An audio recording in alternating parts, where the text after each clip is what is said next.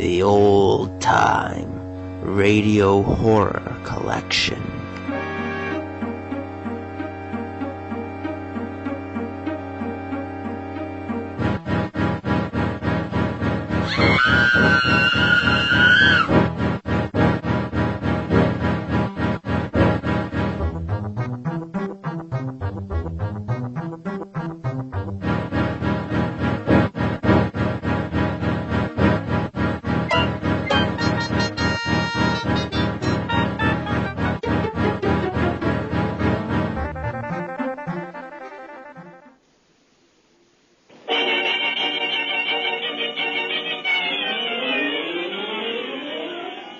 We bring you The Witch's Tale, written and produced by Alonzo Dean Cole.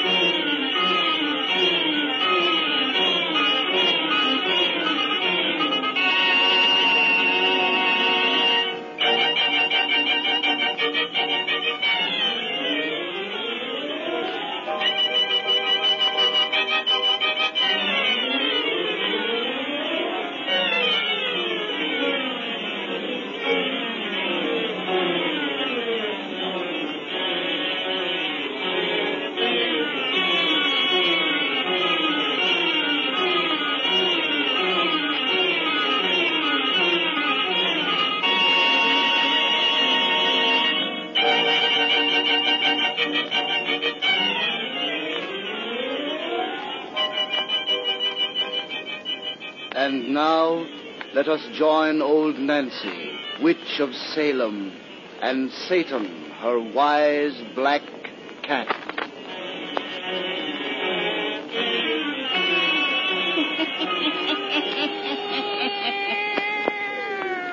$103-year-old I be today. Yes, sir, 103-year-old. Satan. If these folks want to hear another of our pretty little bedtime stories, you just tell them to douse out them lights so's we'll have it nice and dark.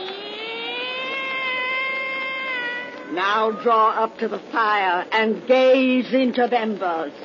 Gaze into 'em deep, and soon you'll be down south with us in old Louisiana. It's strange country down there, ghost country. And outside a little railway depot there begins our yarn about Graveyard Mansion. Graveyard Mansion.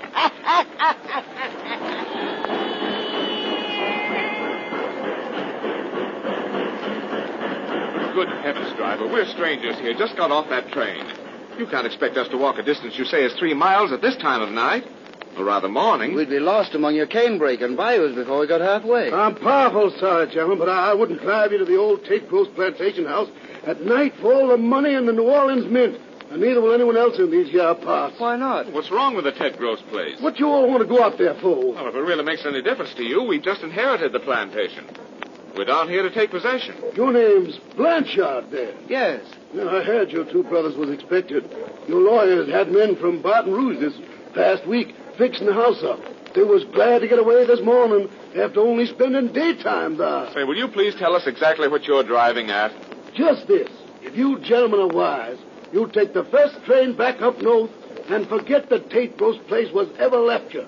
That old house ain't been lived in for nigh 100 years, for good reasons. Folks here call it Graveyard Mansion, 'cause it's a house of the living dead. What? That's all I know, gentlemen. Good night. Hey, come back here. Wait a minute. Well, I'll be doggone. Drove off and left us flat. you didn't even want to stay and talk about the place, Kurt. Lord, Al. It looks as though we've inherited a haunted house. Our attorney never mentioned such thing in his letters. Well, he's an educated man. You don't think he'd write us as such a crazy idea as that? Come on. We'd better start walking. Walk? To Tate Gross tonight? We haven't any choice. That chap is the only taxi man. There are no hotels in this little village. Let's go back to the depot. We'll get directions from the station master and see if we can buy a lantern. All right. That chump said our new home is called Graveyard Mansion. Yes, because it's the house of the living dead. Poor superstitious idiot. Imagine believing in ghosts in this 20th century. How can people be so dumb?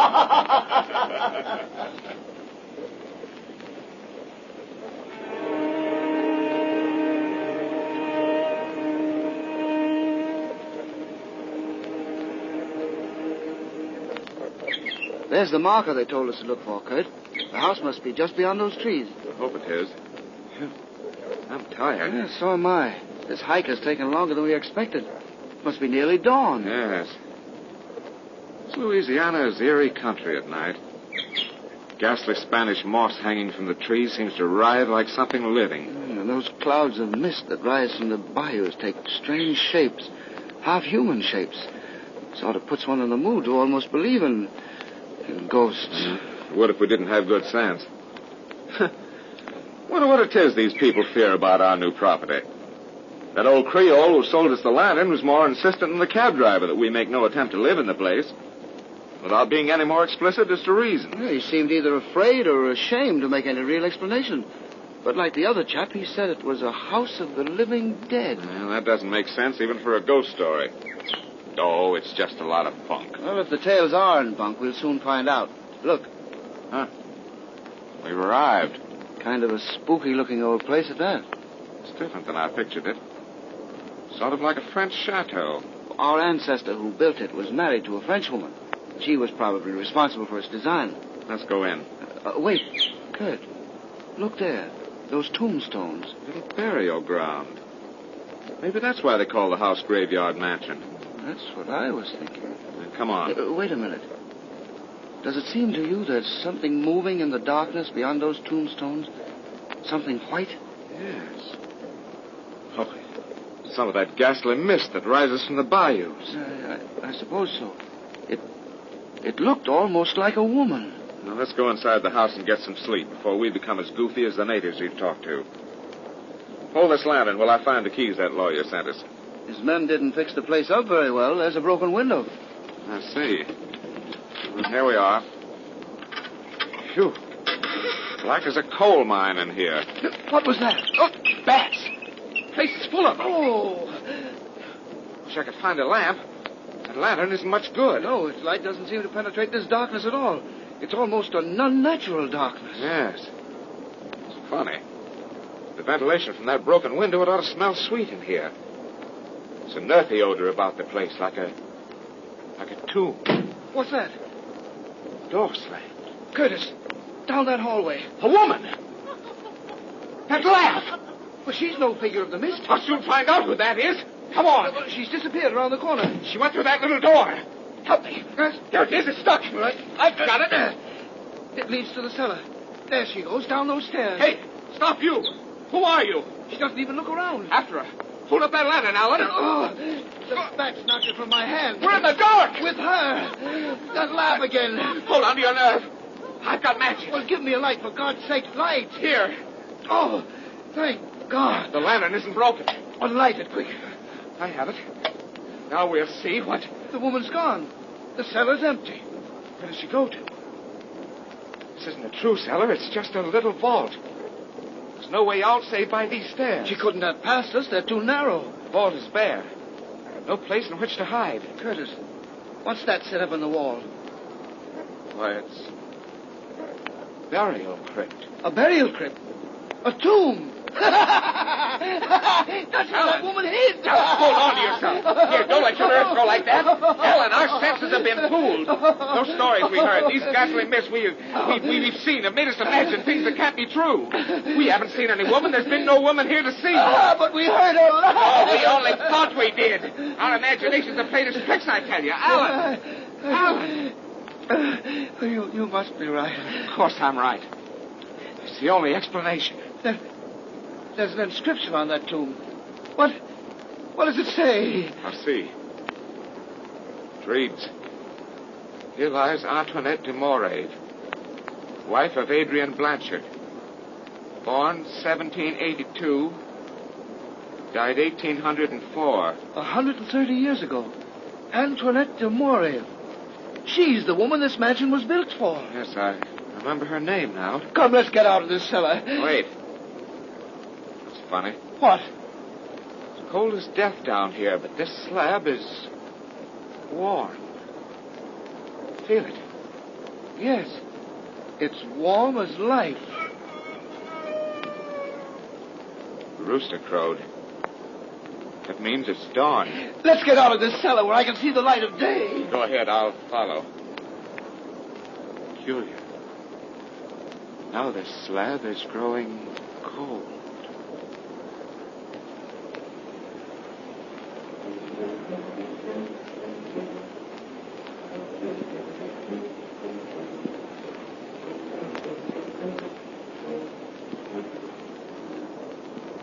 But, Alan, I've told you 1,000 times that everything we thought we saw and heard and felt last night was pure imagination. Well, that's simple common sense. I know it is. And I've honestly agreed with you all day.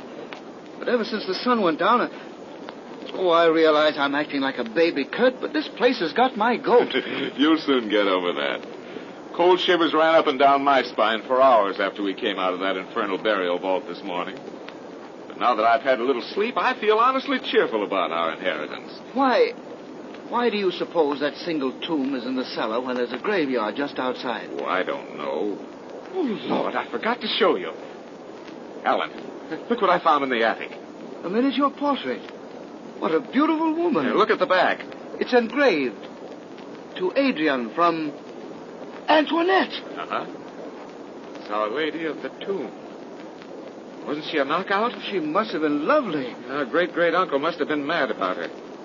That's probably why she's buried away from the common herd. Poor thing. She was only 22 years old when she died. A branch of the family still lives down here. Wonder if we have any female cousins who've inherited her good looks. If we can find one, I'll bet you'll have no more objections to living in this house. Oh, you and I are going to be crazy about this place. Look out this window at that neglected land we're going to put in shape. Look at those great trees and that bayou shining in the moonlight. And those old tombstones in the yard. It's nearly midnight when they say the dead return to life. If you're going to start that again, I'm going to bed. You better turn in yourself. It is midnight. Yes. Just midnight. Kurt, did you hear that door? The wind must have slammed it shut. It may be the door from that cellar. Now stop that. You're not going to pieces on me again. Kurt, look out this window. The woman whom we saw last night. Good Lord.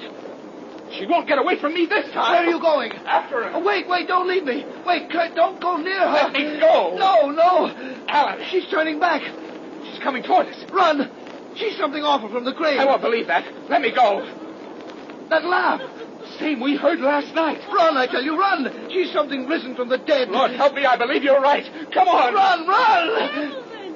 Gentlemen. Wait. She's calling to us. There's nothing dead about that voice. Why do you gentlemen run away from me? Do you think I am a ghost, perhaps? Look at her coming there. A healthy-looking flesh and blood girl. She's laughing at us. Can you blame her? Of all the dumb, benighted saps, Yes, we certainly are. Curtis, What's the matter now? Look at her. She's the image of that miniature you found. Joe. The living image of a woman who's been dead 100 years. Gentlemen, if you permit, I take the liberty of introduce myself.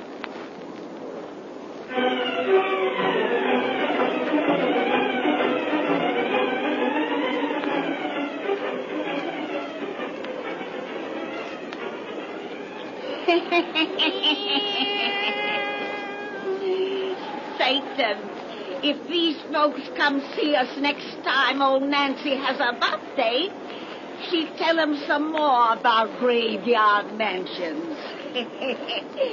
The house of the living dead.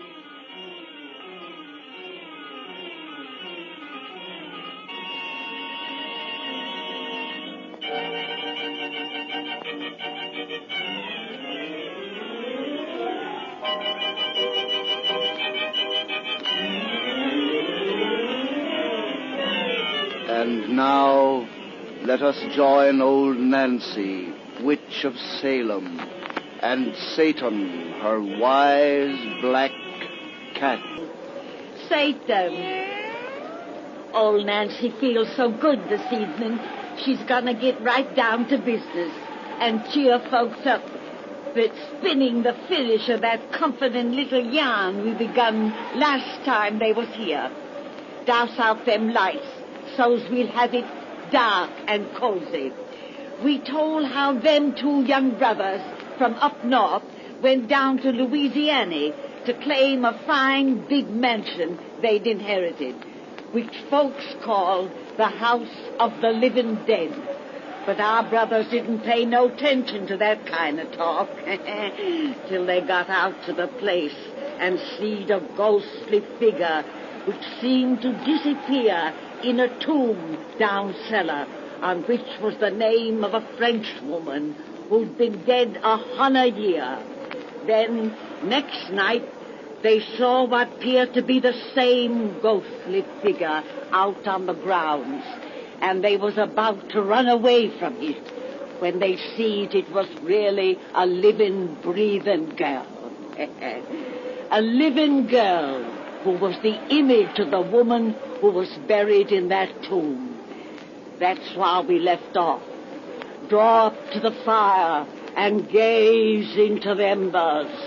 Gaze into 'em deep and hear the finish of our yarn about Graveyard Mansion. Graveyard Mansion.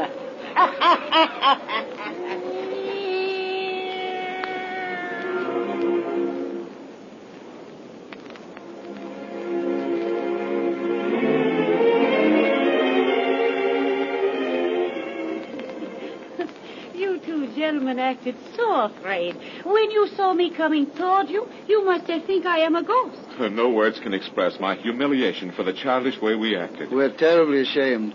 But we'd heard so many weird tales about our new estate, and, well, we didn't think any living person would venture on these grounds at night. I come often when the moon is full like this and wander here while others sleep. This place has been so long deserted. I have come to look upon it as my own. Oh, but now that you are here, I must not trespass any more. Please don't feel that way about it. I should say not. Look upon this place as still your own. Thank you. Perhaps I shall. Now I must say au revoir.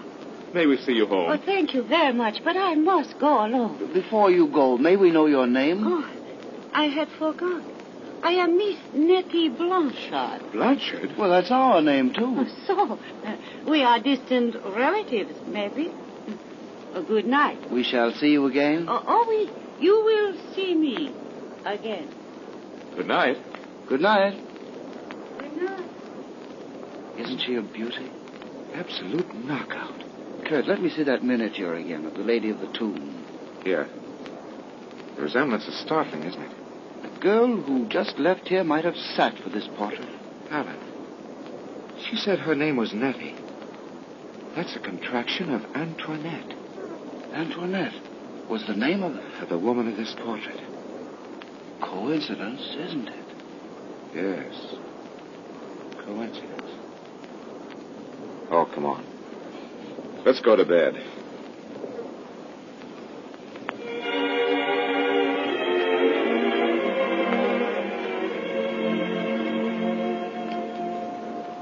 Alan, wake up. Are you going to sleep all day? Huh? Well, it's morning. Time to rise and shine. Oh, I was dreaming. It must have been a pleasant dream. You certainly didn't want to snap out of it. I dreamed that girl, the one we met last night, came into this room and kissed me. Oh, that sounds nice. Get up. We have a lot of work to do. Right away. Queer. I feel weak as a kitten. Huh. You don't look any too good. I have a funny pain. Where? Here. On my throat. There's a little mark there. As though you'd been bitten. Funny. That's where I dreamed she kissed me.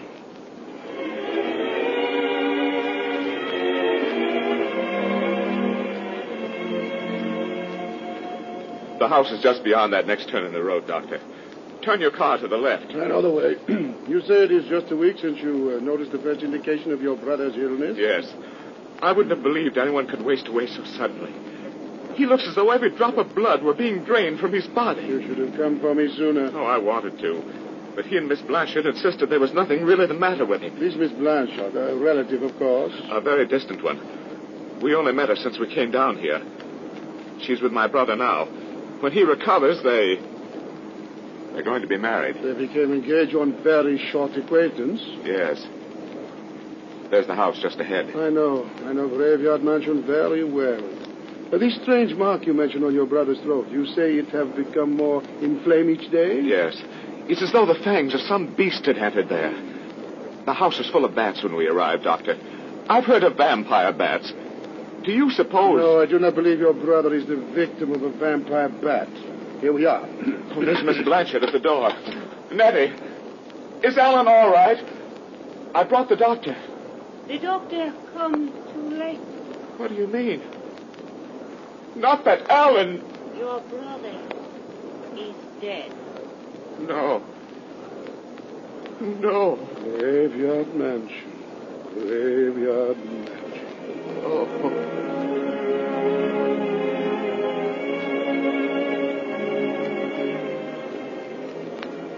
Come away from that window, son. There's no way for us to bring your brother back. No. He's buried in that little graveyard now. But, Doctor, what killed him? What caused that awful mark upon his throat? What drained the blood from his body? What? As yet, I only know it was nothing recognized by natural science. But science refuses to recognize many things it should endeavor to know and explain. But never mind that now. Your brother's fiancée, Miss Blanchard, she was not at the funeral this afternoon. Because she couldn't bear to see him lying in his coffin. You heard her say last night... I heard her excuse. You have never seen this girl except at night? Oh, I know, but the reason is... I have also heard her excuse for that. I thought I knew by sight every soul in this parish, yet I have never seen that girl until the night you brought me here. Well, you don't mean to imply that she had anything to do with Alan's death? I imply nothing. But it is midnight, in time for Miss Blanchard's promised call. I am most anxious to improve her acquaintance. I see her coming beyond those gravestones. Isn't she beautiful? You love that woman. Doctor. You love her as your brother did. Yes. While Alan lived, I denied it even to myself. But now Doctor, it's as though she's cast a spell upon me. She's so beautiful. So like the miniature you showed me of a woman dead 100 years. Why do you torture me with these awful questions? These frightful doubts? Why is she so like a woman dead 100 years? Why does she only appear at midnight? Why don't she tell me where she lives? Why? Oh, Anita, she's almost at the door. We may find an answer to our questions. At the dawn.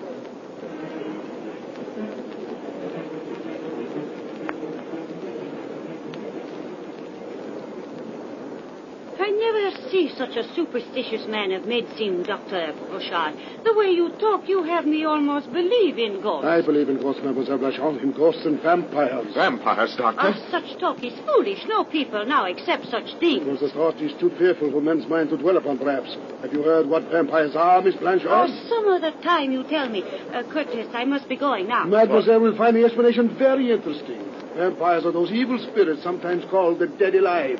It is said they rise from their graves at midnight, clothed in human flesh, kept whole by blood drained from living bodies. Very interesting, but I must be going. But you have not heard yet all. At midnight, the vampire can rise, mademoiselle, but it must return to its grave at dawn. Yes, but I must be leaving now. Of course, it is very late, or rather early. Dawn is here. Doctor, what are you driving I believe in vampires, my boy, and dangers of the darkness. Since Miss Blanchard will not permit you or me to see her home, I suggest she wait with us till daylight come for her protection. You keep me here with talk. I must be home. But a few minutes can make very little difference, and dawn is nearly here. Move from that door and let me pass. You are as anxious to reach your home as the vampire is to reach his tomb. Doctor. You are insulting. No, I am accusing. Dr. Broussard! Accusing the fiend to kill your brother, accusing the evil soul of Graveyard Mansion. Stand from that door and let me pass. No! Let me pass, I do I not say! hear you. Dawn is coming. Light that robs fiends of the power darkness lends them. Look, the first streaks of dawn shine in the sky. Let me pass! Doctor, you're mad. Stand aside and let her go. Oh, if she's normal woman, not of the vile undead, let her remain within this room 1 minute more. I cannot. I am late. Nebby! She's turned around. Ran the other way. After her. She's going to the cellar. I knew she would. Quick, and you will see the truth. Dawn! She's won home. I won't believe. You shall have proof. What are you going to do? Open the tomb of Antoinette, who has been dead 100 years.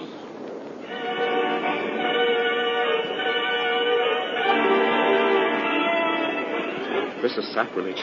We have no right to violate a tomb. The dead deserve no mercy from either God or man. Such things as vampires can't exist. Well, I finished my labor. Help me lift this coffin lid, as you shall see. Oh, I must have proof. Antoinette Blanchard has been dead 100 years. We shall find nothing but dust. Help me lift the lid. The girl I love can't be in that coffin. Help me lift the lid. I will. Regard. There is your proof. Antoinette. Yes, of tonight and of 100 years ago, the same. Preserved in evil life by the blood of your brother and of others. So has this house gained its name of Graveyard Mansion. But there is a way to end the vampire. This sharpened wooden stake. Above her undead art I place it, and I drive it home. She screamed. Body has crumbled into dust before my eyes. The vampire is no more. The living dead is dead forever. She's gone. She and my brother. All that I loved. But the world has lost the scourge. And now Graveyard Mansion is nothing but a name.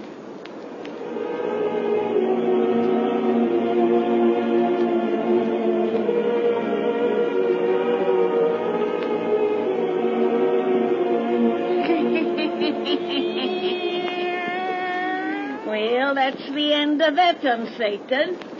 You folks come see old Nancy next time she has a birthday.